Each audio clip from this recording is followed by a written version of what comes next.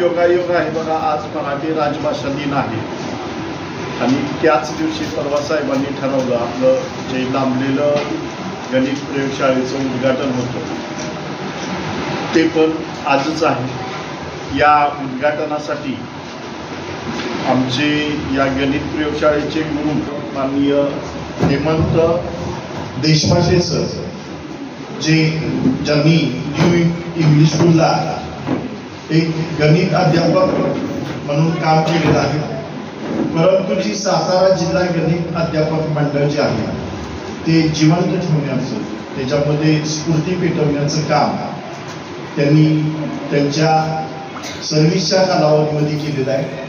Dravid high school Wai येथे मुख्याध्यापक म्हणून त्यांनी 2 वर्ष काम केलेलं आहे आणि सतत कोणत्याही जिल्ह्यातीलच नव्हे, महाराष्ट्रातील गणित शिक्षकांना, सर्व गणित शिक्षकांना एक आदराचं, प्रेरणेचं स्थान म्हणून आम्ही सर्व गणित शिक्षक आदरणीय हेमंत देशपांडे सरांच्याकडे बघतो। काल मी साहेबांना म्हटलं होतं की सर तुम्ही दोघं या, आपण उद्घाटन करूया। साहेबांनी ते मान्य केलं नाही। साहेबांनी म्हटले नाही, आपण हेमंत देशपांडे सरांनाच बोलवायचं, कारण ह्याच्या अगोदरचे 3 वर्ष आपण गणिताचं प्रदर्शन गावाच्या वडा शाळा या ठिकाणी 1998 ते 2000 या कालावधीमध्ये भरवलं। त्यामध्ये देशपांडे सरांचं योगदान हे प्रचंड मोठं होतं, म्हणून आपण तिथं गणित प्रदर्शन करू शकतो। आता सुद्धा जे गणित तज्ञांचे हे फोटो तुम्ही जे बघताय ते त्यांनी आपल्याला दिलेले आहेत, त्यामुळं आपल्याला बऱ्याचशा गणित तज्ञांची ओळख आहे। तर या प्रसंगी आतापर्यंत सर आपण 25,000 रुपयाचं साहित्य तयार केलं आहे, सगळं फंडिंग मी घातलेलं आहे, पण सगळं जे काम करायचे, क्रिएटिव्हिटी करायची असेल ती ह्या सर्व तुमच्या समोर बसलेल्या मुलांनी केलेली आहे आणि ती अतिशय महत्वाची। गेली 2 वर्ष साहेब माझ्या पाठीमागे लागलेले होते, अरे काका आपल्या शाळेमध्ये ती गणिताची प्रयोगशाळा छोटीशी का होईना पण साहित्य तुम्ही तयार करा। पण त्याला साहेब एखाद्या गोष्टीला योग यावा लागतो, आपण ते करत नव्हतो, कारण ठेवायला आपल्याला पुरेशी जागा अवेलेबल नव्हती।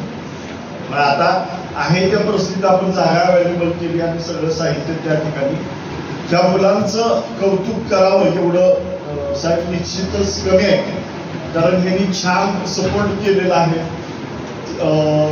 म्हणजे सर्व साहित्य त्यांनी त्यांच्या कल्पनेनं, माझ्या डायरेक्शननं, काही जणांनी स्वतःच्या कल्पनेनं तयार केलेला आहे। गेल्या म्हणजे आपल्याला 22 डिसेंबरला हा प्रोग्राम घ्यायचा होता, त्याच्यानंतर दिवाळीनंतर आपण या तयारीला लागलेलो होतो। आणि या प्रसंगी मी संस्थेचे अध्यक्ष म्हणून तुम्हाला एक आश्वासन करू इच्छितो की जेव्हा कधी जूनला शाळा सुरू होईल तेव्हा आता जे 25,000 रुपयाचं दिसणारं साहित्य जे आहे ते नक्की 4 होईल, म्हणजे 1 लाख रुपयाची गणिताची प्रयोगशाळा ही आपल्या शाळेमध्ये 15 जूनच्या आत करण्याचा मानस आहे।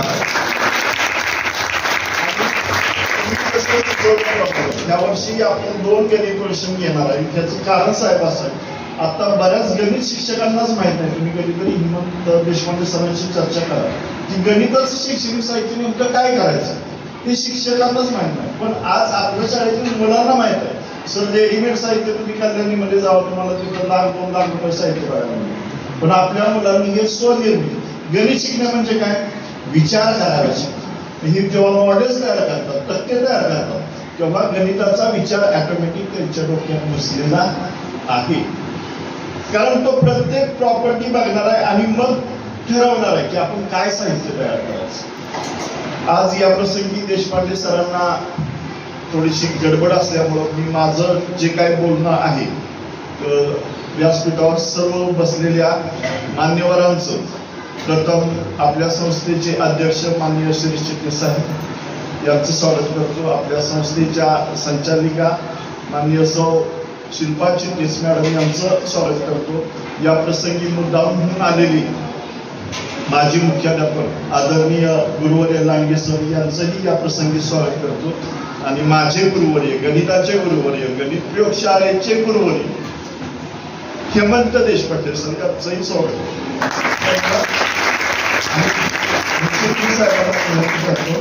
की त्यांनी त्यांचे विचार 5 मिनिटं व्यक्त करावे. आणि तुम्ही सर्व विद्यार्थी, आज अतिशय चांगला योग असा की शिरवाडकर किंवा शिरवाडकर म्हणजे त्यांना ज्ञानपीठ मिळालं. पहिलं कुणाला मिळालं, खांडेकरांना मिळालं. नंतर कुणाला मिळालं, शिरवाडकरांना, उस्मानाबादला मिळालं. नंतर कुणाला मिळालं माहिती आहे मला, विंदाकरांना मिळालं. आणि आता भाजपनं नेपाळला मिळालं. ही पहिली माहिती तुम्हाला पाहिजे. तर ज्यांना ज्ञानपीठ मिळालं त्यांचा जन्मदिवस हा मराठी भाषा दिन म्हणून साजरा केला जातो. कारण मराठी भाषेसाठी त्यांनी काम केलेलं अतिशय महत्वाचं आहे. परंतु मराठी भाषा जेव्हा आपण भाषेमध्ये प्रगती करत असताना काय बेस काय गणित, म्हणजे असं म्हटलं जातं की त्याला ज्याचं गणित चांगलं त्याला आयुष्याचं गणित सुटतं. ही साधं गणित एक संस्था बंद पडली. तिथं काही मंडळी त्यांनी चांगलं काम करतात, पण माझ्या लक्षात आलं त्यांचं गणित कच्चं होतं. ते काय म्हणायचे, मी प्रामाणिक वागतो. काय म्हणायचे, मी प्रामाणिक वागतो, मी व्यवस्थित करतो. ते व्यवस्थित करायचं, पण गणित कच्चं नसल्यामुळं त्यांना कळलं नाही की आलेले पैसे कसे खर्च करायचे जातात. त्याच्यामुळे काय झालं, संस्था बंद. जसं आपण म्हणतो घरामध्ये वडिलांपेक्षा आईला म्हणतो, का असतं, आई बरोबर ती काय करते, जे पैसे असते त्याच्यामध्ये संसार.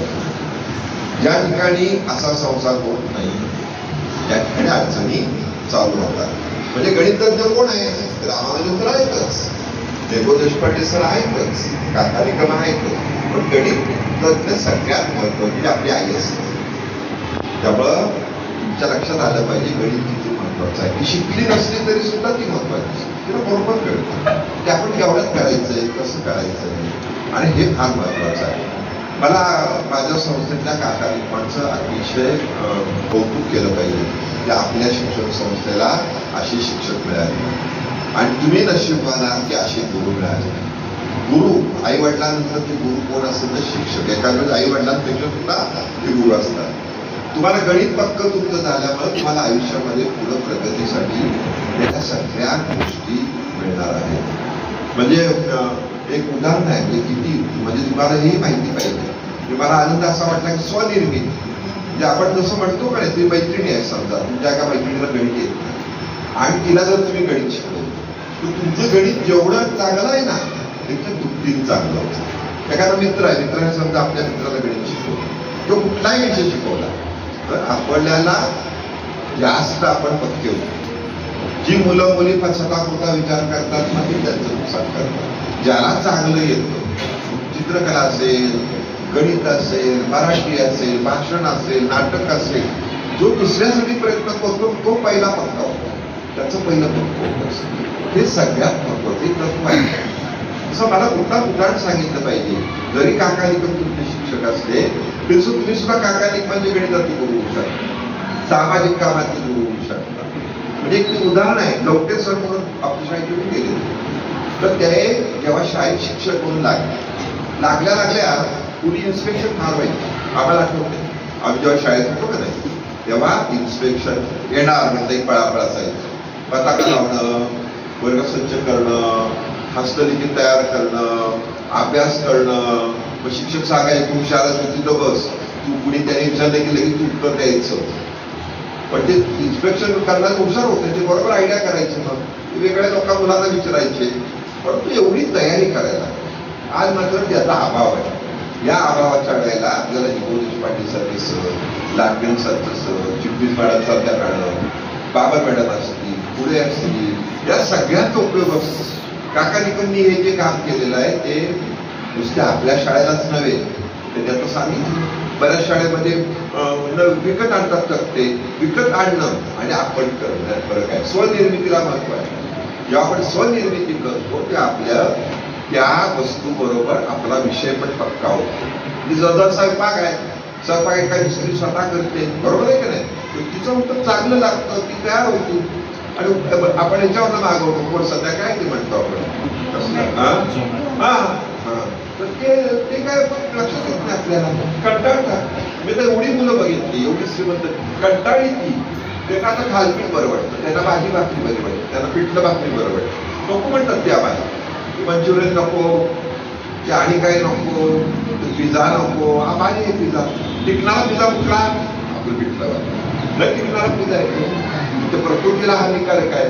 तर हे सगळं जेवढं महत्वाचं आहे तसं मी एवढं एकच उदाहरण देणार आहे. तर लवकर सरांनी इन्स्पेक्शनच्या वेळेला सांगितलं प्रत्येकाला तुमची जी कला आहे ना ती तुम्ही करा आणि घेऊन या. ती शशी पाटे म्हणून त्यांच्या वर्गात एक विद्यार्थी होता, त्यांनी एक कविता केली. ती स्वनिर्मित कविता होती, ती कुठल्या पुस्तकात नाही नव्हती. आणि ती स्वनिर्मित कविता त्यांनी लवके सरांना दिली. लवके सरांनी बघितली. मग त्यांनी बघितलं की ह्यात काय काय चांगलं करता येईल आपल्याला. मग चुकून कुठं वेलांटी नव्हती, कुठं उकार नव्हता, कुठं काना नव्हता, एखाद्या शब्दाला चांगला शब्द होता. त्यांना फार त्या विद्यार्थ्याबद्दल कौतुक वाटतं त्यांना. म्हणून त्यांनी काय केलं, लाल लाल पेनाने पुन्हा केला, धडा धडा धडा धडा, आणि ती कविता त्याला दिली पुन्हा. आता म्हणते ही कविता तू लिहून आण, सुंदर कविता होईल. पण तो छोटा मुलगा 5वी-6वीचा मुलगा, त्यांनी ते बघितलं तर वाईट वाटलं. काय वाईट वाटलं, तर त्याची कविता काय होती, स्वनिर्मित. आता आता आता आपल्यात भर कुणी घातली, शिक्षकांनी घातली. वाईट वाटलं. तो म्हटला ही कविता माझी ही सर तुमची कविता करते, माझी कविता लिहिली. माझा शब्द समजा खेडेगावातला शब्द असतो, तवाला असतो, उलागतं म्हणतो, उलागतं. मला माहिती आहे तुम्ही कालताच ना, तुम्ही काय म्हणता उलागतं म्हणता ना, पण त्याला कालता म्हणतो आम्ही कोल्हापूरला. मग समजा मी कालता लिहिला असेल त्या त्यांनी काय केलं, समजा तू बदलून उलागता केलं, उदाहरण. पण कालत्याचं मला असणारं महत्व त्यांना नाही नव्हतं. परंतु जेव्हा ही लवटे सरांनी ऐकलं ना त्यांच्या लक्षात आलं, yes it's my mistake. Shashi भारतीय विद्यार्थ्यांचं ते कायम भारतात सांगतात. माझा पहिला गुरु कोण, ते शिक्षक सांगतात पहिला गुरु माझा शशी भारतीय. म्हणून त्यांची आता जी संपादन तयार झाली का नाही, आता त्यांनी तर्कतज्ञांच्यावर 18 पुस्तकं तयार केली. वि. स. खांडेकर ज्यांना ज्ञानपीठ मिळालं त्यांचं अप्रकाशित साहित्य होतं, ते त्यांचा मुलगा करू शकला नाही, मुलगी करू शकली नाही. एकत्रीकरण कुणी केलं, त्यांनी केलं. हुकून 30 पुस्तकं केली तयार. कुठं त्यांनी पाठवलेले लेख होते, हुडकले सगळीकडचे. 30 पुस्तकं तयार केली, त्याचं म्युझियम तयार केलं. सर तुम्ही पुढच्या मुद्दाम शिवाजी ट्रिप घेऊन जावा, मी लवकर सरांना सांगितलं, त्यांना कळेल. आणि हे सगळं महत्वाचं आहे. त्याच्यामुळं हे आजचं गणित प्रदर्शन हे तुमच्यासाठी आयुष्यामध्ये महत्वाचं आहे. आणि हेगो देशपांडेंसारखे व्यक्तिमत्व आलेलं आहे. म्हणजे मला आठवतंय त्यांचं फार मला कौतुक होतं. त्यांनी रांगोळी करायचं, गणित प्रदर्शन म्हणणंही करायचं. माझे सगळ्यात आवडते शिक्षक त्या काळातले असं म्हणलं तर त्या वावडं ठरणार नाही. तर त्यांच्या गणित प्रदर्शनाच्या उद्घाटनाला कोण आलं होतं माहितीये का, मंगला नार्वेकर आल्या होत्या छोट्या शाळेत. आणि त्यांनी त्यांची पाठ पडली. हेगो सर होते, येवले सर होते. परंतु हे असंच आपल्याला करायचं हे तुमच्यासाठी आहे. त्यामुळं जूनमध्ये जो प्रोजेक्ट होणार आहे तर तुम्ही सरांना मदत करा. स्वनिर्मित सगळं झालं पाहिजे आणि याचा आनंद तुम्हाला आयुष्यभर मिळेल. तुम्ही 50 वर्षानंतर सुद्धा सांगाल मुलांना मी हे केलंय, तसं तू कर. सारखं मला सांगू नको हे आणून द्या, ते आणून द्या, ते आणून, तू कर ना. उदाहरणार्थ तुला फायदा आहे त्याच्यामध्ये, त्याचा फायदा तुझा आहे त्याच्यामध्ये. त्यामुळं या मराठी भाषा दिनाच्या दिवशी काका निकम सरांनी हे जे गणित प्रदर्शन घेतलेलं आहे तरी त्याच्या शाळेच्या केंद्रामध्ये नाही, अजून 5 वर्ष त्यांची सर्व्हिस आहे. परंतु नुसतं 5 वर्ष नाही, जो पण काठी टेकत जरी यायला लागलं तुम्हाला तरी तुम्ही या शाळेत येत जावा, संचालक व्हा, अध्यक्ष व्हा. कारण ही शाळा काय माझी नाही आहे, ही तुमची शाळा आहे. तुम्ही कुठलंही पण घ्या, पण तुम्ही या आणि या शाळेतल्या विद्यार्थ्यांना शिकवत राहा. हा जो आनंद तुम्हाला, ही पद्मश्री आहे तुम्हाला. एखाद्या विद्यार्थ्याने तुमच्याबद्दल लिहिलं पद्मश्री आहे, ते पवार लेख लिहिला होता, मुकबधीर विद्यार्थी, ज्याला ऐकायला येत नाही का नाही त्याला बोलता येत, मुकबधीर विद्यार्थी. पण ती तिथे जहांगीर आर्ट्सला प्रदर्शन करतो, तिला तिच्या नवऱ्याने मदत केली, त्या शाळेतल्या धुमाळ सरांनी मदत केली आणि लेख लिहिला.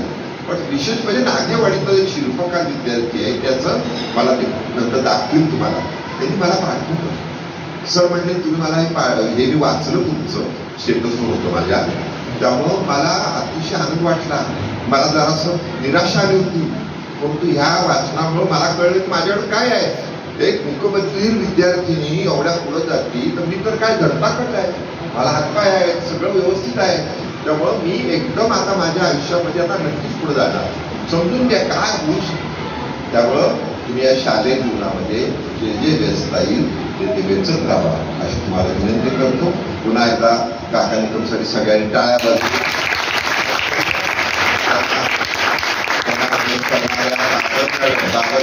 सुद्धा टाळ्या वाजवल्या.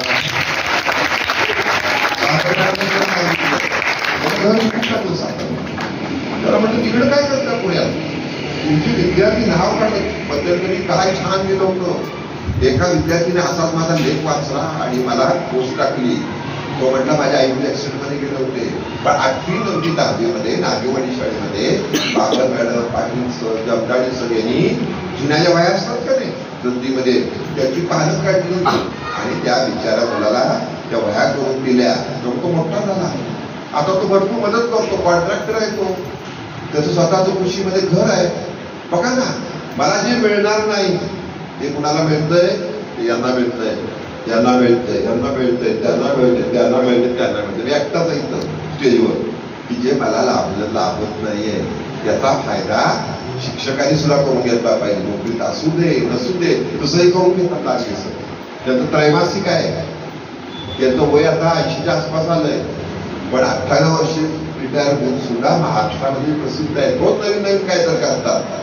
त्यांच्यासाठी एका टाळ्या बाजूला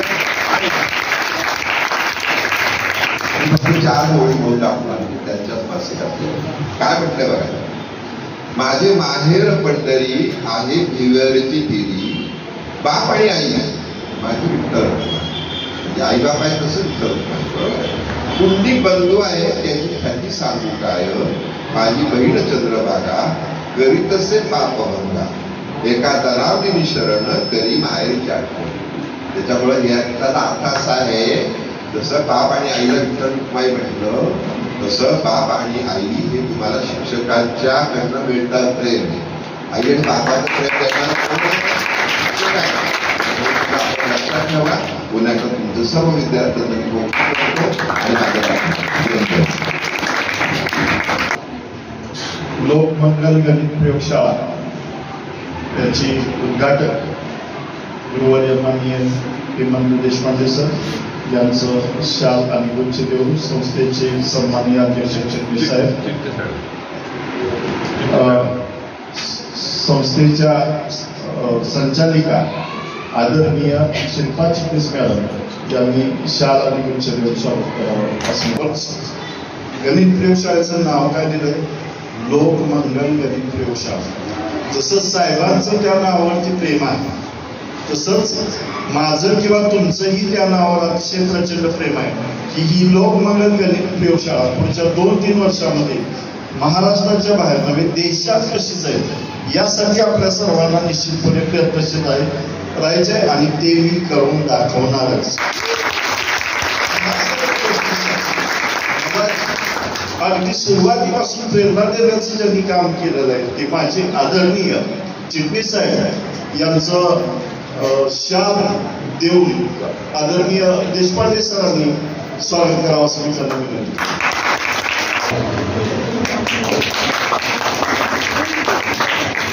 देशपांडे सरांनी एक पुस्तक पण देशपांडे सरांनी चिटणीस साहेबांना एक पुस्तक पण या प्रसंगी राजभाषा दिन एक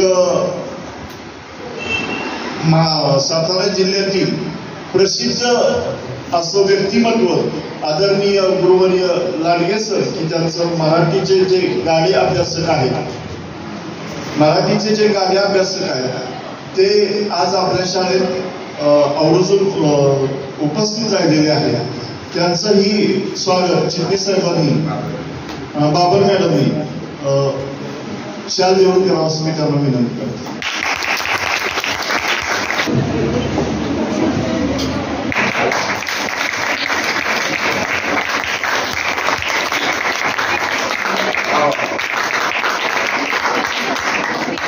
याच्यामध्ये जे चॅप्टर आता आपला शिकवायचं चाललेलं आहे सरफेस एरिया अँड व्हॅल्यू, पण कसं असतं हे प्रॅक्टिकल म्हणून आपल्याला याच्यात शिकायला मिळणार आहे.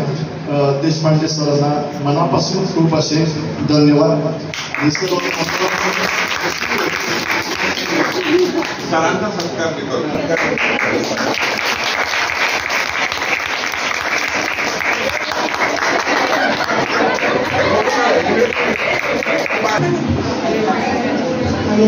विद्यार्थी बंधू भगिनी, आज मराठी भाषा दिन आहे हा एक योगायोग आहे. त्या दिवशी चिटणीस किंवा चिटणीस मॅडम आणि कांबळे सर माझ्या बरोबरीचा असणं हा एक चांगला योगायोग आहे. पण चिटणीस सरांना आपण जसं शिक्षण क्षेत्रामध्ये, साताऱ्याच्या सामाजिक क्षेत्रामध्ये, बँकिंग क्षेत्रामध्ये किंवा एकूण म्हणजे आर्थिक क्षेत्रामध्ये आणि त्याचबरोबर साहित्यिक क्षेत्रामध्ये सुद्धा त्यांची मोठी ओळख आहे किंवा कार्य आहे.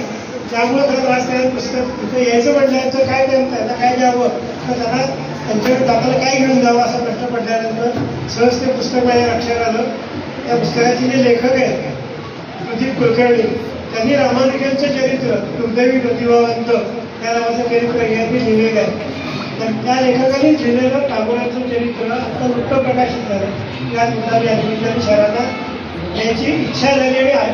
गमतीचा भाग म्हणजे सर पुढच्या 2 महिन्यात ते शांतिनिकेतन बघायला जाणार आहे. तर त्यामुळं त्याला एक चांगलं प्रेरणा मिळेल किंवा त्या दिशेनं नेमकं काय बघावं हे त्या निमित्तानं कळण्याची शक्यता निवडली. असो, आज आपल्या शाळेमध्ये गणित प्रयोगशाळेचं फॉर्मल किंवा औपचारिक उद्घाटन झालेलं आहे. सुरुवात आधीच झालेली आहे, वापरही आधी झालेला आहे. कारण की वस्तू वर्गात वापरण्यासाठी केले त्या काय फक्त प्रदर्शन म्हणून नाही आहे आणि त्यामुळे तुम्ही वापरता आहातच आणि शिवाय काही वस्तू बनण्याच्या मार्गावर आहेत. गणित प्रयोगशाळा ही संकल्पना तशी साधारणपणे 20-25 वर्षापासून प्रकर्षाने किंवा त्याला प्रकट रूपाने मुळे किंवा मोठ्या प्रमाणामध्ये रूढ व्हायला लागली. प्रामुख्याने अहमदाबादची एक साराभाई विज्ञान प्रसार संस्था आहे भारत सरकारची, त्यांनी या विषयात जास्त लक्ष घातलं. NCERTने जास्त प्रयत्न केला आणि 96 सालच्या अभ्यासक्रम बदलानंतर या विषयाला जास्त गती मिळाली. तर सर्व शाळांमध्ये किंवा माध्यमिक खरं तर प्राथमिक शाळांमध्ये सुद्धा गणित प्रयोगशाळा असाव्यात असे प्रयत्न सुरू झाले. काही शाळांनी त्या काळामध्ये खूप चांगले प्रयत्न केले, काही शिक्षकांनी प्रयत्न केले आणि प्रयोगशाळा उभ्या राहिल्या. मग अशी म्हटल्याप्रमाणे कुठलीही संधी निर्माण झाली की व्यवसाय पण सुरूच होतो, पण होणं काही चुकीचं नाही आहे. आणि त्यामुळे मोठ्या प्रमाणामध्ये रेडीमेड विज्ञान प्रयोगशाळाही उपलब्ध व्हायला लागल्या. त्यातनं काही चांगलंही घडलं आणि एक व्यवसाय पण उभा राहिला. परंतु अनेक शाळांनी रेडीमेड प्रयोगशाळा विकत घेऊन त्या वापरायला सुरुवात केली किंवा त्या गोष्टी आणून ठेवल्या. आपल्याला त्यातनं गणित शिकता येईल का तर वर्गामध्ये साधन म्हणून वापरता येईल. आता जसं मी दिलं तसं एखादी कन्सेप्ट कळण्यापुरतं, पण स्वतः बनवलं की त्या वस्तू बनवल्या शिक्षकांनी आणि विद्यार्थ्यांनी किंवा शिक्षक आणि विद्यार्थी यांनी मिळून की आपल्याला ती कन्सेप्ट तो संबोध अधिक चांगल्या पद्धतीनं समजेल किंबहुना तो स्वतःहून कळल्यामुळं तो कायमस्वरूपी डोक्यात राहील. अनेक छोट्या छोट्या गोष्टी असतात की आपण सहज बघितल्यानंतर कुठे असं एक राऊंड करून उभारायचं असेल किंवा परतून उभारायचं असेल तर गोलात उभे राहा असं म्हणतो. 5वी-6वी पासून प्रयत्न करून बघा की आपण जे उभे राहतो ते वर्तुळात उभे राहतो, आपण जे उभे राहतो ते राऊंड उभे राहतो, गोलात उभे राहतो. गोल ही संकल्पना 3 डायमेन्शनल आहे, म्हणजे त्रिमितीय आहे. चेंडू हा गोल आहे, लाडू गोल आहे, ताड आपण जे जेवायला वापरतो, बागडी वापरतो हवा घालण्यासाठी, कानात रिंग घालतो, ते गोल नाही आहेत, ते वर्तुळ आहेत. सहज बोलता बोलता आपण जर आपली भाषा बदलायची सुरुवात केली तर त्या कन्सेप्ट किंवा त्या गोष्टी अधिक आपल्याला चांगल्या पद्धतीने करतील. मी असं म्हणत नाही की व्यवहारात वापरली जाणारी भाषा गोल म्हटलं बिघडते का, बिघडत काही नाही. पण हे विषय म्हणून करण्यासाठी किंवा एखाद्या विषयात आपण प्रगल्भ होण्यासाठी किंवा त्या विषयात प्रावीण्य मिळवण्यासाठी आपली भाषाही सुधारली पाहिजे, त्या विषयात वापरली जाणारी. आणि त्याचबरोबर त्या संबोध करण्यासाठी आपल्याला ती योग्य भाषा वापरता आली पाहिजे. गणित आपल्या परिसरात सर्वत्र असतं हे आपल्याला दिसलं पाहिजे. या प्रयोगशाळेच्या माध्यमातून ते दिसायला सुरुवात होईल असाही प्रयत्न करता येईल. सरांची वेळ काढून आम्ही बोलून काही गोष्टी सांगणार आहे किंवा ठरवणार आहोत आणि त्या पुढच्या वर्षात अंमलात येतील असं बघणार आहे. म्हणजे उदाहरणार्थ बाहेर गेल्यानंतर आपल्या परिसरामध्ये कुठे पाण्याची टाकी बघितली आपण सरकारी, तर ती उंचावर बांधलेली असते. त्यात फिजिक्स आहे, त्यात साधं भौतिकशास्त्र आहे. उंचावर असेल तर पाणी त्या परिसराला प्रेशरनी म्हणजे दाबानी पोहोचेल. आज मराठी भाषा दिल्यामुळे मराठी बोलायचा प्रयत्न केला पाहिजे, तर म्हणजे रोजच केला पाहिजे, पण आज तर नक्कीच करूयात. प्रेशरनी किंवा दाबानी पाणी मिळावं म्हणून उंचावर बांधतो. पण ती त्याच आकाराची का बांधतात? आपल्या घरावर अशा फॅन्सी टाक्या असतात, कोणी गोल बांधतं, कोणी अजून काय करतं, तशी का बांधत नाही? ती त्या वृत्तचिती आकाराची, त्याला दंडगोल असा शब्द वापरला जातो, पण वृत्तचिती नोकरीचा अभिमान मला कळेल, वृत्त किती आकाराचीच का बांधतात? त्याची जाडी किती असते, किती असावी लागते, हे सगळ्या प्रश्नांची उत्तरं आपल्याला शोधता आली पाहिजेत, कळून घेता आली पाहिजेत. म्हणजे कुठल्याही वस्तूच्या आकाराच्या संदर्भात काहीतरी गणित आहे त्याच्या मागं.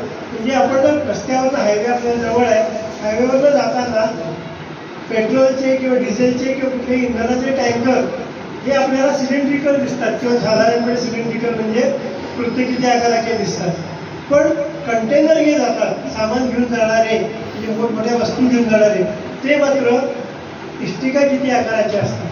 सहज याबद्दल कारण काय असेल तर मला असं म्हणायचं आहे या निमित्ताने, थोडं वेळेचं बंधन कळून, की प्रयोगशाळेमध्ये आपण याही गोष्टींचं व्हिज्युअलायझेशन म्हणजे ज्याला आपण बोलूयात की दर्शन विद्यार्थ्यांना होईल की परिसरातल्या वस्तूंमध्ये काय गणित आहे, किंवा अगदी आपल्यासमोर असणाऱ्या आवश्यक असणाऱ्या नंबर स्टिप्स आहेत जिथं आपल्याला गतिरोधक म्हणून स्पीड ब्रेकर म्हणून वापर केला जातो, त्या तशाच का पाहिजे, त्या आकाराच्याच का पाहिजेत, त्या इलेक्ट्रिकल असतात किंवा साधारणपणे अशा लंबवर्तुळाच्या तशाच का पाहिजेत. तर सगळ्यामध्ये भरपूर गणित आहे.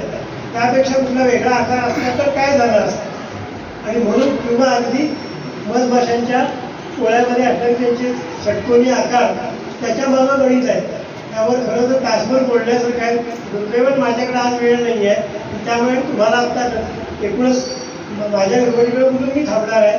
पण अशा सगळ्या वस्तूसुद्धा आपण तिथं त्याचं व्हिज्युअलायझेशन मांडण्याचा प्रयत्न करूया की केवळ शैक्षणिक साधनं म्हणजेच प्रयोगशाळा नाही आहे, केवळ चित्र म्हणजे आता लावलेली पोस्टर्स म्हणजे प्रयोगशाळा असं नाही, केवळ काही डिस्प्ले म्हणजे प्रयोग नाही, तर आपल्याला परिसरात दिसणारं गणित जे आहे तेही गणित आहे आणि त्याचा तुमच्या जीवनाशी संबंध आहे हे कळलं पाहिजे. एकच उदाहरण सांगतो आणि थांबतो मी.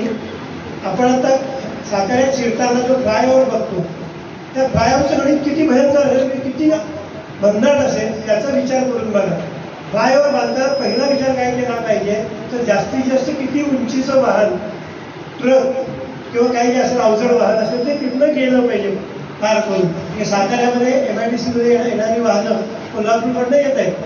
आल्यानंतर त्याला MIDC घ्यायचं असेल तर त्याच्या खालूनच जायला पाहिजे. हायवे जर पूल बांधायचं तसं असेल तर त्या पुलाची उंची खालची किती पाहिजे निश्चित केली पाहिजे. 20 फूट, 10 फूट, 15 फूट. मला 20 फूट पाहिजे, मला 30 फूट पाहिजे, तर माझ्याकडे उंच गाड्या त्या कंटेनर येणार आहेत. हे ठरवताना हे जेवढं उंच करू त्या पुलाची उंची तेवढं तिकडचं अंतर वाढणार आहे. 10 फूट केलं अगदी लगेच उतार घेऊन रस्ता पूल संपेल.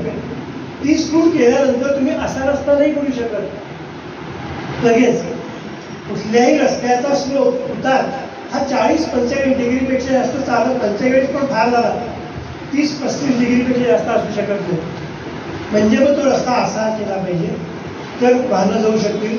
असा केला तर तो कुठं पोचेल, इथनं एक 10 किलोमीटरवर पोहोचला, उपयोग काय? पण मला उंची तर पाहिजे. म्हणजेच तुम्हाला पूल बांधण्यापूर्वी हे सगळं ठरवायला पाहिजे की किती उंचीचं वाहन गेलं पाहिजे. तेवढं उंची केल्यानंतर तो उताराचा रस्ता तिथं लँडिंग किंवा शेवट कुठं होईल, जिथं होईल तिथली परिस्थिती काय आहे, हे सगळं गणित जे आहे हे खरं तर तुमच्या 9वीच्या आणि पर्याय 10वीच्या ट्रिग्नोमेट्रीमध्ये येणार आहे, साइन थिटा टॅन थिटामध्ये येणार आहे.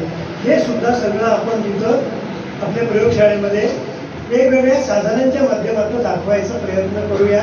सरांना जे सहकार्य लागेल व्यक्तिगत पातळीवर कंपनी संघटनेचा मार्गदर्शक आहे, पण कार्यकर्ता अशा अधिकार कोणते आम्ही वापरत नाही.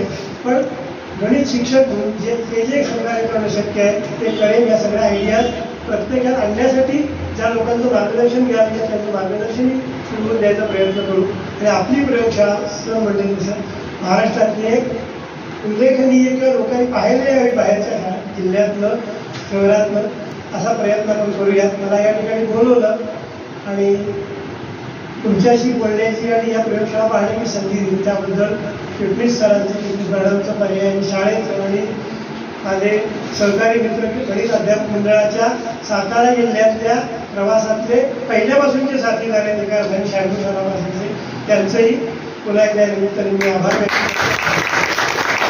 सर, आपल्याला मी एकच विनंती करतो की 10 मार्च नंतर आपण कधीही एक तासभर वेळ काढून आमच्या शाळेत यावं आणि ह्या मुलांना फक्त गणित प्रयोगशाळा एवढ्या विषयावरतीच आपण सगळे संवाद करूया.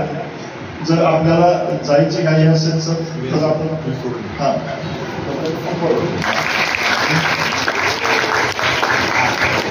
सर महिन्यातून कसे एकदा आपल्या शाळेमध्ये येतील याचा प्रयत्न करू. जसे तुम्हाला काका निकम आयुष्यात आठवले पाहिजे तसेच देगो देशपांडे सर सुद्धा आठवले पाहिजे. शाळेचं जीवन असं आहे की त्या जीवनामध्ये आपण वेगवेगळ्या पद्धतीतून आपल्याला काही घेता येतं.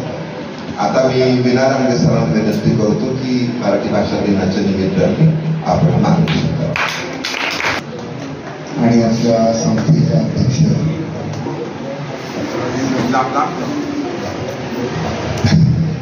आदरणीय चिटणीस सर, गणित अध्यापन गणित प्रयोगशाळेचे विद्यार्थी मित्र देशपांडे सर, निकम सर, सौ चिटणीस मॅडम संचालिका या संस्थेच्या, आणि आपण सर्व विद्यार्थी आज कुसुमाग्रजांचा जन्मदिन सगळ्या महाराष्ट्रभर आपण हा मराठी भाषा दिन म्हणून संपन्न करत असतो. मला खूप आनंद होतोय. कुसुमाग्रजांना 2 वेळा भेटण्याची मला संधी मिळालेली आहे. मी स्वतः नाशिकला गेलो होतो आणि 2 कवितांचं मला काही शब्दांचा अर्थ कळत नव्हता आणि म्हणून नाशिकला माझे एक साधू होते पुराणिक नावाचे, ते शिक्षकच होते आणि त्यांना विचारलं की कुसुमाग्रजांची भेट होईल का? विवा शिरवाडकर, विष्णू वामन शिरवाडकर. ते म्हणजे काय अवघड नाही आहे. मग त्यांची भेटीची वेळ घेतली आणि मी तिथं गेलो आणि त्या कवितांच्या ज्या शंका होत्या त्यांनी विचारल्या. किती मनमोकळेपणाने त्यांनी आमची शंका निरसन केल्या. पहिल्यांदा त्यांनी आम्हाला चहा दिला. एवढे मोठे कुसुमाग्रज ज्यांच्या महाराष्ट्रभर मराठी दिन म्हणून गौरव करण्यात येतो, त्या कुसुमाग्रजांनी घरी गेल्यानंतर त्याने मला चहा दिला आणि आपलं स्वागत केलं. चौकशी केली, कुठे शिक्षक आहात? त्या मोठी माणसं किती मनानं मोठी असतात तो पहिला भाग आपण समजून घ्या. हे मुद्दाम का सांगतोय? ज्यांचा जन्मदिन आहे त्या कुसुमाग्रजांचं व्यक्तिमत्व तेवढं मोठं होतं, मन तेवढं मोठं होतं, ते सांगण्यासाठी मी उदाहरण दिलं. त्यांना ज्यावेळी ज्ञानपीठ पुरस्कार मिळाला बाळांनो, त्यावेळी अनेकांनी त्यांचं कौतुक केलं, स्वागत केलं, कोणी हार थोडे गुच्छ दिले. पण एक त्यांच्या घरात वर्तमानपत्र टाकणारा विद्यार्थी होता. आणि त्या छोटा होता तो, फार मोठा नव्हता. आणि त्यांना वाटले की सगळे लोक कुसुमाग्रज यांचा एवढा सत्कार करायला, ज्ञानपीठ पुरस्कार मिळाला आहे, आपण काही करू शकत नाही आणि आपल्याला तिथे प्रवेशही देणार नाही. त्याला एक गुलाबाचं फुल घेतलं होतं आणि ज्या वर्तमानपत्र त्यांच्या घरात टाकलं, त्या वर्तमानपत्रात हाडून ते गुलाबाचं फुल घातलं आणि त्याच्यावर त्यांनी रबर बँड बांधलं आणि हळूहळू त्यांच्या खिडकीतून ते वर्तमानपत्र त्यांनी टाकलं. कुसुमाग्रजांनी पाहिलं, नेहमी रबर काही लावत नाही, पण आज ह्या पेपरला रबर का लावलंय म्हणून त्यांनी रबर काढलं, पाहिलं तर आज ते गुलाबाचं फूल होतं. तो पटकन निघून गेला. आता वर्तमानपत्र टाकणार. विद्यार्थी मित्रांनो, सांगायचा हेतू असा, एखाद्या व्यक्तीचं आपल्याला ज्यावेळी मनापासून कौतुक करावं वाटतं, त्याला काही पुष्पगुच्छ वगैरे फार मोठा श्रीफळ शाल घेण्याची गरज नसते. जसं परमेश्वराला आपण वंदन करताना पत्रम पुष्पम फलम तोयम यो मे भक्ता प्रेक्षती, परमेश्वराला असंच मान्य असतं, पान फूल फळं देणारही मान्य असतं. त्यांना काही फार मोठी भेट द्यावी लागत नाही. ही 2 उदाहरणं यासाठी मी सांगितली की कुसुमाग्रजांचं व्यक्तिमत्व थोडं भारदस्त होतं. आता आपण त्यांचं नाटक पाहतो. मराठी भाषेला आता ज्ञानपीठ पुरस्कार, त्यांना जसा ज्ञानपीठ पुरस्कार मिळाला तसा मराठी भाषेला सुद्धा अभिजात भाषेचा दर्जा मिळाला. तुमच्याबरोबर आम्हालाही सगळ्यांना आनंद झाला. सगळ्या महाराष्ट्रावर कार्यक्रम झाले आणि चालले ते अजून काही कार्यक्रम, आजही काही कार्यक्रम होणार आहे. पण अभिजात भाषेचा दर्जा म्हणजे नक्की काय? मी चिंचणीला माझ्या गावी गेलो होतो, त्या 2-3 शेतकऱ्यांनी मला विचारलं.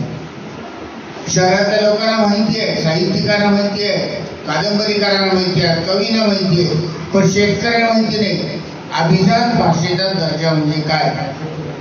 आपण वेळ मिळाला तर ग्रंथालयात जावा, शब्दकोश पहा, त्याच्यात अर्थ दिलाय. अभिजात याचा अर्थ पवित्र, मंगल, प्राचीन असे 3 शब्दांचे अर्थ दिले. मग अभिजात म्हणजे पवित्र, प्राचीन, मंगल या शब्दांचा अर्थ आपल्याला समजून घेताना काही संदर्भ घ्यावे लागतील. तर आज मी सहजाला भेटायला होतो, ते म्हणजे मराठी भाषा दिनात चालू बोलत. मी काही तयारी केली नाही, जसं आठवलं तसं बोलणार आहे. मी संस्कृतचा अभ्यासक आहे आणि संस्कृतमध्ये एक श्लोक आहे का उपमा कालिदासस्य भारवेर अर्थवर्णनम दंडिना पद लालित्यम मागे संती त्रयोगुणा. का आपल्या मराठी भाषेला अभिजात भाषेचा दर्जा मिळाला? ही मंगल आहे, पवित्र आहे, प्राचीन आहे. पवित्र आहे म्हणजे नक्की काय? या भाषेचे 3-4 गुण आहेत की विशेषण या भाषेला लागतात. म्हणून संस्कृत मध्ये श्लोक आहे, उपमा कालिदासस्य भारवेर अर्थवर्णनम दंडिना पदलालित्यम मागे संती त्रयोगुणा. हे सगळे गुण आपल्या मराठी भाषेत आहेत. कुसुमाग्रजांच्या 2 कवितांचा मी अभ्यास करताना तुम्हाला सांगेन. ही जी कविता आपण कुसुमाग्रजांची अभ्यासतो ना, वेडात दौडले वीर मराठी साथ, रेकॉर्ड लावतो आपण, कदाचित भारावून जातो कविता ऐकताना.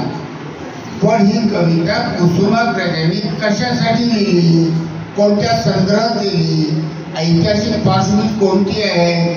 तर ही प्रतापराव गुजर छत्रपती शिवाजी राजांचे सरसेनापती होते आणि नेसरी खिंडीमध्ये लढता लढता बहलोल खानाशी युद्ध झालं. ते युद्ध कामी आले युद्धात. पण प्रतापराव गुजर हे शिवाजी राजांना दक्षिण भागात जात असताना फार त्रास द्यायचे. पण शिवाजी राजांनी त्यांना सांगितलं त्यांचा पुरता बंदोबस्त करून या बहलोल खानाचा. पहिल्यांदा त्यांनी बंदोबस्त केला, तो शरण आला. त्यांनी शिवाजी राजांना सांगितलं की आता त्याचा बंदोबस्त केलाय, तो शरण आलाय, आता पुन्हा काही तो त्रास देणार नाही. हा निरोप शिवाजी राजांना कळला तर शिवाजी राजे एक शब्द म्हणाले.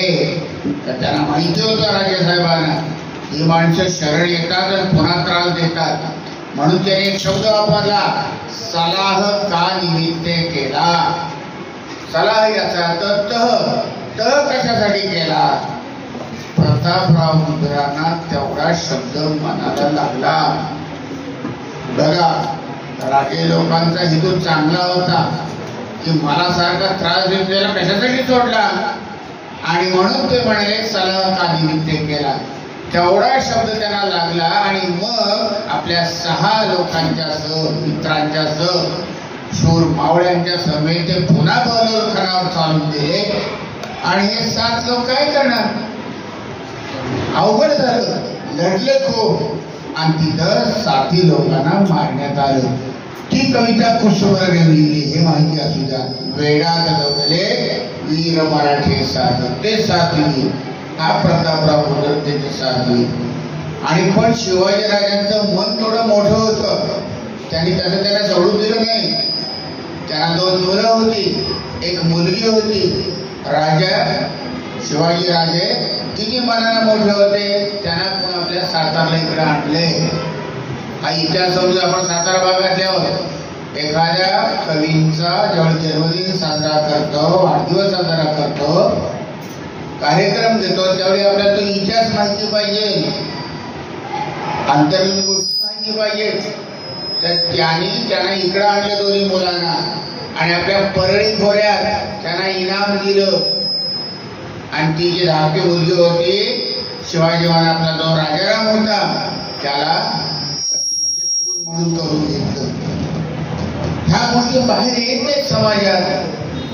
आपण नुसतं जयंत्या साजऱ्या करतो, पोहड्या म्हणतो, पण शिवाजीराजांच्या प्रजेसमोर आणि आपल्या सैनिकांसमोर लोकांच्यावर किती मनमोकळेपणा संवाद असायचा आणि किती बारकाईने विचार करून त्यांना योग्य ठिकाणी न्याय देत होते हे माहिती नाही. म्हणून ही कविता आपण समजून घ्या. आज त्यांची ही कविता आपल्याला त्याचा इतिहास माहिती पाहिजे. दुसरी कविता आहे जालियनवाला बाग. हा जालियनवाला बाग ही त्याच्या पूर्वीची कविता म्हणजे कुसुमाग्रज विषय सुद्धा असे निवडले होते ज्यातून मानवता, राष्ट्रधर्म, देशाविषयी प्रेम हा भाग त्यातून सांगता येईल. मी जालियनवाला बाग तिथं पाहायला गेलोय, ती प्रत्यक्ष जालियनवाला बाग पाहिली आहे.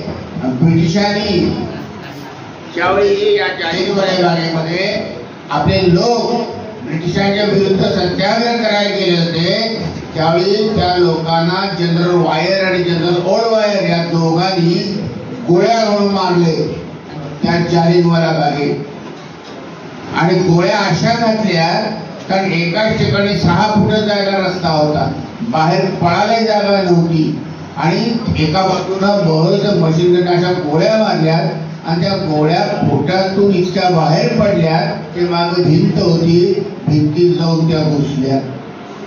आणि आजही त्या भिंतीला मी जाऊन आलो तर त्या कविता शिकवताना कविता जगायची असते एखाद्या कवीची. आणि ते त्या भिंतीवर आजही जेवढी जाल तरी काढा, पहा मोठे झाल्यानंतर ते चौकोनी त्रिकोणी असे गोल त्या भिंतीत आजही आहे जालियनवाला बागेत. आणि म्हणून ती कविता कुसुमाग्रज लिहिलेली जालियनवाला बाग. म्हणून या 2 कवितांचा संदर्भ यासाठी तुम्हाला सांगितला की या कविता आणि त्यांचे संदर्भ उगीच नाही कुसुमाग्रजांना ज्ञानपीठ पुरस्कार मिळाला. नाहीतर आपल्या कविता आपण कवी गातो नाही अर्थातला नाही. तुम्ही सुद्धा कुसुमाग्रज उच्च दर्जाच्या आणि अशा अर्थपूर्ण कविता लिहू शकाल, पण त्या कवितेचा संदर्भ सुद्धा ऐतिहासिक, सामाजिक आणि देशप्रेमानं ओतप्रोत भरलेल्या अशा त्यांच्या कविता होत्या. आणि एक जाताचा संदर्भ येतो ज्ञानपीठ पुरस्कार जसा त्यांना मिळाला आणि आपल्या भाषेला तसा आता विधात भाषेचा दर्जा मिळाला. त्याचा एक संदर्भ सांगतो आणि मी थांबतो. गुणाढ्य नावाचा एक कवी होता. किती प्राचीन आपली भाषा आहे, तिकडे थोडं तुम्हाला वळेल. खूप प्राचीन भाषा आपली. तो आता विद्यार्थ्या पुढे सगळा इतिहास मी सांगते, शिक्षकांच्या पुढे सांगतो. गुणाढ्य नावाचा एक कवी होता. संस्कृत, जसं मी उपमा कालिदासस्य अर्थवर्णनम दंडिना पदरालित्य मागे संती त्रयगुणा, तसं गुणाढ्य कवीचा एक संदर्भ सांगतो. तो मूळचा तिकडचा म्हणजे विदर्भातला, वाशिम कदाचित चंद्रपूर पासून डाव्या साईडला जो जिल्हा आहे वाशिम. मी जाऊन आलो तिथं. मी जे संदर्भ आहे ते संदर्भ अभ्यास पूर्ण बोलतोय. आणि हा गुणाढ्य त्याला 3 भाषा चांगल्या होत्या. संस्कृत होती, मागरी म्हणजे मगध देशाची भाषा, पैशाची भाषा म्हणजे पेशाची भाषा, तर त्याला पुढे नंतर पंजाबची भाषा असं म्हणतात. तर या भाषा येत होत्या. गंमत अशी झाली, त्यावेळी शालिवाहन शब्द माहिती असेल कदाचित, राजा होता आणि तो आपल्या पत्नीसह जलविहार जलक्रीडा करत होता. आणि त्याची पत्नी विदुषी म्हणजे हुशार होती, बुद्धिमान होती, ज्ञानी होती. आणि जलविहार करता करता सहज ती म्हणाली, तो शब्द तिने एक प्रयोग वापरला आणि तो शब्द त्या शालिवाहन राजाला काही कळला नाही. तो पाणी अंगावर तिच्या उडवत होता. ती म्हणाली, पाणी अंगावर का उडवू नका, काही अडचण आहे का नाही ना, पाणी अंगावर काय उडवू नका असं तो म्हणाला. त्या राजाला काही संस्कृत भाषा कळली नाही आणि त्याला वाटलं रागावलेली आहे, पण ती रागावली नव्हती. तिने जो शब्द प्रयोग वापरला तर तो शब्द प्रयोग त्याला कळला ना संस्कृत मधला. आणि म्हणून त्यानं शेवटी आपल्याला अर्थ त्या शब्दाचा येत नाही म्हणून त्या राजाने विचारलं या गुणाढ्याला, तुम्ही मला संस्कृत शिकवाल का? तो म्हणाला 6 वर्ष किमान लागतील संस्कृत शिकवायला. गुणाढ्य कवी 6 वर्ष लागतील. ते म्हटले शक्यच नाही. दुसऱ्या एका प्रधानाला विचारलं की ठीक आहे तुम्ही मला काही संस्कृत वगैरे शिकवाल का? तो म्हणाले शिकवेन. तेवढ्या 6 महिन्याच्या आत मी तुम्हाला शिकवेन. गुणाढ्याला थोडा राग आला मनातल्या मनात. इतकं सोपं आहे 3 भाषाचं व्याकरण शिकवणं राजाला, शक्यच नाही. पण तो दुसरा म्हणाला मी 6 महिन्यात शिकवेन. तो म्हणला त्याने जर 6 महिन्यात शिकवलं तर म्हणला मी हे कायमच्या 3 भाषा बोलायचं सोडून देईन, लिहायचं सोडून देईन. आणि खरंच आहे त्याने 6 महिन्यात त्या दुसऱ्या प्रमाणानं राजाला संस्कृत शिकवलं. थोडंफार त्याला आलं. गुणाढ्यात असं सांगतात हा फार मोठा संदर्भ पाळवणं आहे. उगीच नाही आपल्या भाषेला अभिजात भाषेचा दर्जा मिळाला. तर त्यानं सोडून दिलं सगळं आणि तो जंगलामध्ये गेला, अरण्यात गेला. तिथे पिशाच होती, त्याला कदाचित राक्षस म्हणतात काही, पिशाच होती. सगळं सोडलं त्यानं, भाषा सोडल्या, सगळं लेखन काम सगळं सोडलं आणि तो जंगलात अरण्यात गेला. पिशाच त्यांच्यावर राहिला आणि त्यांच्याबरोबर बोलायला लागला. त्यांची पिशाची भाषा शिकला आणि ती भाषा शिकता शिकता त्यांनी ज्या काही कथा सांगितल्या त्या कथा इतक्या सुंदर कथा त्यानं ऐकल्या आणि त्या कथेतून त्याने एक ग्रंथ तयार केला. बृहत कथा त्याला म्हणतात. बघा आता संदर्भ अभिजात भाषेचे, त्याला बृहत कथा म्हणतात. आणि बृहत कथेचा इतका सुंदर ग्रंथ तयार झाला बृहत कथा नावाचा, तो त्याने राजाला अर्पण करायला दिला. राजाकडे घेऊन गेला. राजा म्हणाला या पिशाची भाषेत कथा आहे, मी नाही घेणार, स्वीकारणार कथा म्हणला. आणि म्हणून त्यानं कथा स्वीकारला नाही. गुणाढ्याला तो वाटला की अपमान वाटला, राजाने आपला ग्रंथ स्वीकार नाही. त्याला खूप राग आला मनातल्या मनात. पहा किती सुंदर संदर्भ आहे, उगीच नाही अभिजात भाषा. आणि तो फार शालिवाहन राजाच्या काळचा ग्रंथ, फार जुना काळ. आणि तो ग्रंथ राजाला द्यायला गेला, नाही घेतला. मग तो पुन्हा जंगलात गेला गुणाढ्य आणि तो ग्रंथ उलगडला, एक एक पान वाचायला लागला आणि शेजारी शेकोटी गेली आणि त्या शेकोटीमध्ये एक एक पान टाकायचा, वाचायचा, एक पान टाकायचा, वाचायचा, एक पान टाकायचा. जवळजवळ 6 ग्रंथ आणि त्यातल्या ज्या खात्या भाग होता त्यातले जवळजवळ 6 भाग त्यानं त्या अग्नीत टाकले. तो शालिवाहन राजा होता ना, तो म्हणाला आपल्या सैनिकांना जा, आता मला जेवायची इच्छा झाली आहे, मला मांसाहार पाहिजे आहे. मांसाहार पाहिजे म्हणतात ते गेले आणायला पशु पक्षी मारायला. त्यातले काही पक्षी मारले, काही पशु मारले, आणले, त्याचं जेवण तयार केलं त्याच्या लोकांनी आणि त्या राजाला जेवायला दिलं. राजाला त्याला काही चव लागेना. त्याला बोलावलं त्या सैनिकांना, काय म्हणले, कसं अन्न आणलंय म्हणले, त्याला चव नाही काही नाही म्हणले. याच्यापूर्वी म्हणले पशुपक्षी अन्न मी खायचं चव असायची, याला काही चव नाही म्हणले. अहो म्हणजे काय सांगू राजे साहेब, आम्ही जंगलात शिकार करायला गेलो, ह्या काही प्राण्यांची पशूंची शिकार केली, त्याच्यापूर्वी त्यांच्या मांसाला चव होती. आता काय नाही. अहो म्हणजे तो कुणीतरी एक म्हणजे साधू आहे म्हणले, आणि तो म्हणले आपला ग्रंथ वाचतोय आणि एक एक पान म्हणजे ते अगदीच टाकतोय. आणि ते जे पशु पक्षी म्हणजे पक्षी जे आहे ते झाडावर बसले 2-3 दिवस झालं, आणि काही पशु प्राणी आहेत ते शेजारी ऐकतायत ते, आणि कुणीच म्हणजे अन्न भक्षण करत नाहीये, सगळे शांतपणे ऐकतायत. आणि तो आपला वाचतोय, एक पान वाचते टाकतोय, दुसरं पान वाचते टाकले. 3 दिवस झालं म्हणजे कोणीच अन्न भक्षण केलं नाही, पाणी नाही, काही नाही, अन्न नाही. मग ते उपाशी आहेत. मग उपाशी पक्ष्यांना पशुपक्ष्यांना मारायला तुम्ही सांगितलं, आम्ही ते आणलं, त्यामुळे त्यांच्या मांसाला काही चव नाही आहे. राजाला कळलं, आणि राजाला कळल्यानंतर राजा तिथे आला. अरे म्हणजे असा कोण आहे माझ्या राज्यात, इतका चांगला लिहिणार, आणि पशुपक्षी गात बसते, ऐकत बसते. तो गातोय म्हणजे म्हणतोय आणि टाकतोय, आणि हा कोण आहे. म्हणून राजा ज्यावेळी आला तर बघतोय की त्याचा ग्रंथ आपण स्वीकार नाही, पैशाची भाषेत म्हणजे पिशाच्या भाषेत स्वीकार नाही. अरे तोच हा परवा 3-4 दिवसापूर्वी आलेला. राजाने क्षमा मागली, थांब म्हणले, आता ते पुढचं काही तू अगदी टाकू नकोस, आणि ओढलेले ग्रंथ विभाग पालन तशीच राहिली. ती बृहत कथा विद्यार्थी, हा जुना ग्रंथ बृहत कथा म्हणजे आपल्या मराठी भाषेची जी पूर्व इतिहास आहे, तो पूर्व इतिहास आपल्याला माहिती पाहिजे. इतके सुंदर ग्रंथ आणि वाङ्मय आपल्या मराठी भाषेत आहे. उगीच नाही मोदी साहेबांनी आपल्या भाषेला हा दर्जा दिला. आणि हे माहिती होण्यासाठी हरी नरके संशोधक त्यांच्याकडे गेले होते, आणि माहिती द्यायला सांगितलं होतं गोळा करायला. हरी नरके इकडे गेले ते गेल्या वर्षी. मग त्यांना कळलं, अरे आपलं वाङ्मय किती श्रेष्ठ आहे, संस्कृत आहे, मराठीत आहे, आणि श्रेष्ठ वाङ्मय. नंतर त्यांना कळलं त्या हे पवित्र श्रेष्ठ प्राचीन वाङ्मय असल्यामुळे आपल्या मराठी भाषेचं, म्हणून आपल्या भाषेला अभिजात भाषेचा दर्जा मिळाला आहे. आज आहे, उद्या आहे, आणखी कार्यक्रम आहे, 15 भाषेत आहे. अरे पण अभिजात भाषा म्हणजे काय, तो शब्दाचा अर्थ काय, तो कशासाठी मिळाला, किती प्राचीन आपले ग्रंथ आहे, त्या काळातले किती आपले कवी होते, साहित्यिक होते, लेखक होते, हे किमान आपल्याला माहिती असणं गरजेचं आहे.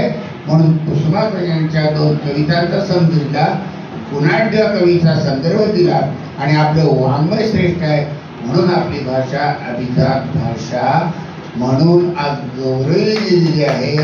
याचा सांगताना आपल्या चिटणीस साहेबांशी सकाळी बोलत होतो, काय चाललंय म्हटलं, आज मी 2-3 शुभेच्छा दिल्या.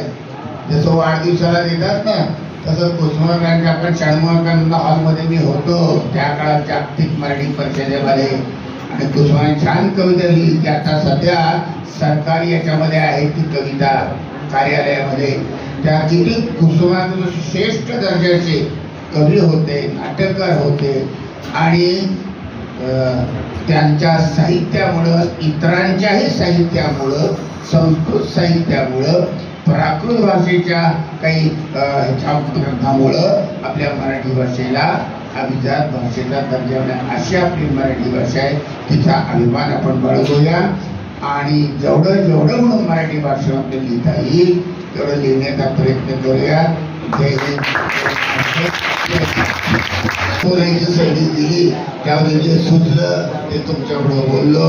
तुम्हालाही शुभेच्छा देतो.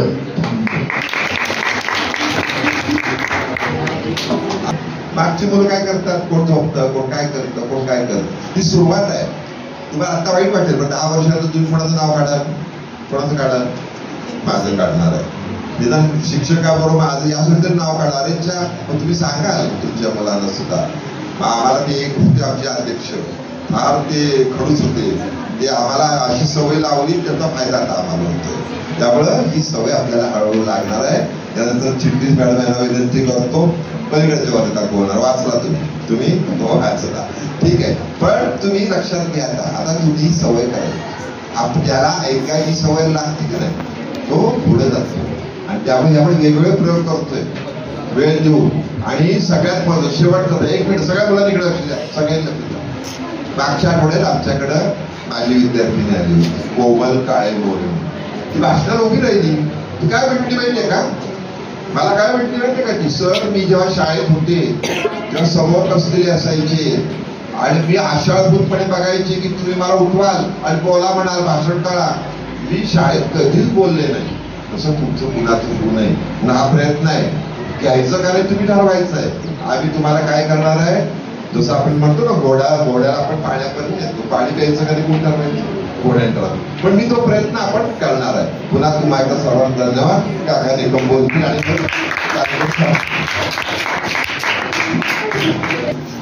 आता आपला पारितोषिक वितरणाचा ज्याची तुम्ही वाट बघताय सरांनी बाहेर तर आपण मांडलं काय करणार आहेत काय माहिती. तर बाळांनो तुम्ही जी मॉडेल्स सक्ती केलेली आहेत आता त्याची काही नंबर वगैरे आपण काढलेले नाही. आता आपण प्रातिनिधिक स्वरूपातील 5-10 मुलांना पाहुण्यांच्या शुभास्ते प्राइजेस देऊया. आणि राहिलेली प्राइजेस मला आता नक्की माहीत नाही तुम्ही कुठला चार्ट केलाय काय, परंतु थोडं जी आयडिया आहे त्याच्यावर म्हणजे मॉडेलची आणि एक 3-4 तुम्ही केलेल्या कामाचं जे मला आवडलं त्याचं एक छोट्याशा स्वरूपात एक तुम्ही जसं गणित प्रयोगशाळेला मॉडेल आणि तक्ते भेट दिली तसं शाळेकडून किंवा माझ्याकडून तुम्हाला एक वयांची एक छोटीशी भेट या प्रसंगी पाहुण्यांच्या शुभ असलेली आहे. तर पहिल्यांदा पुढे यायचे श्रावणी उमेश बांदिरगे हिनं जे अल्टरनेट अँगल त्याचं जे मॉडेल तयार केलेलं होतं चिंदे साहेबांना मी विनंती करतो की त्यांनी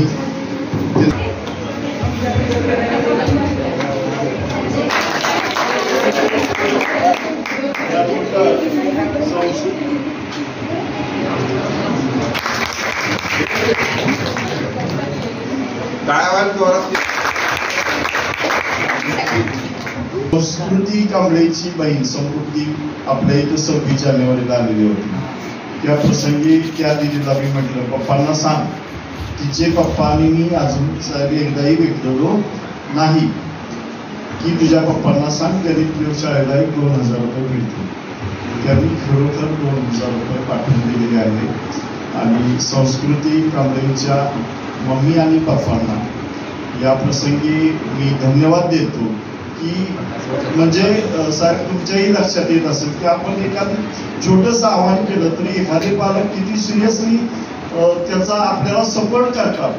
म्हणजे फंडिंगचा प्रॉब्लेम आपल्याला निश्चितपणे गणित प्रयोगशाळेसाठी कधीच येणार नाही. फक्त काम कुणाचं आहे, कुणाचं आहे, विद्यार्थ्यांनी त्या गोष्टीला सपोर्ट करायचा आहे. आपल्या संस्थेचे अध्यक्ष सपोर्ट करणार आहेत, आपल्या विद्यालयाच्या मुख्याध्यापिका सपोर्ट करणार आहेत. आता जबाबदारी आहे निकम सरांच्या आणि 9वी ब 9वी अच्या विद्यार्थ्यांच्या. तर संस्कृती कांबळेनं संस्थेचे अध्यक्षांच्याकडे ती देणगी सुपूर्द करावी अशी मी तिला विनंती करतो.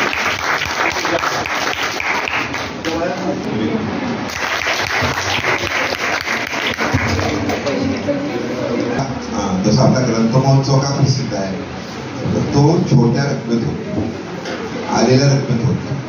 त्याला स्पॉन्सर द्यायला तयार होतो. पुन्हा गाडगे बरीच मंडळी 5 लाख द्या, 10 लाख द्या, 20 लाख द्या, 25 लाख द्या. पण आपण ते नाकारलं म्हणून ते यशस्वी झालं. तसं तुम्ही जेव्हा स्वतः काही शाळेसाठी करता त्याचा आनंद तुम्हाला पण मिळतो आणि शाळा मोठी होत असते. स्पॉन्सरमुळं शाळा मोठी होत नाही. तसं इंग्रजी माध्यमाच्या शाळेमध्ये फी भरून मुलं काय करतात, ऍडमिशन घेतात. पण तुम्ही जर खरोखर शिक्षकांचं ऐकलं आणि शिक्षकांना देव मानलं तर तुम्ही जे कराल ते त्यांना मिळणार नाही. कारण ते शाळेत गेल्यावर काय म्हणतात, आमच्या वडिलांनी पैसे भरले पण आम्हाला शिक्षक शिक्षण देतात असं त्यांना वाटतं. म्हणून तुमच्या प्रगतीसाठी ह्या शाळा एवढ्या महत्वाच्या आहेत तेवढ्या त्या नाही, तेवढं तुम्ही सांगतो. धन्यवाद. यानंतर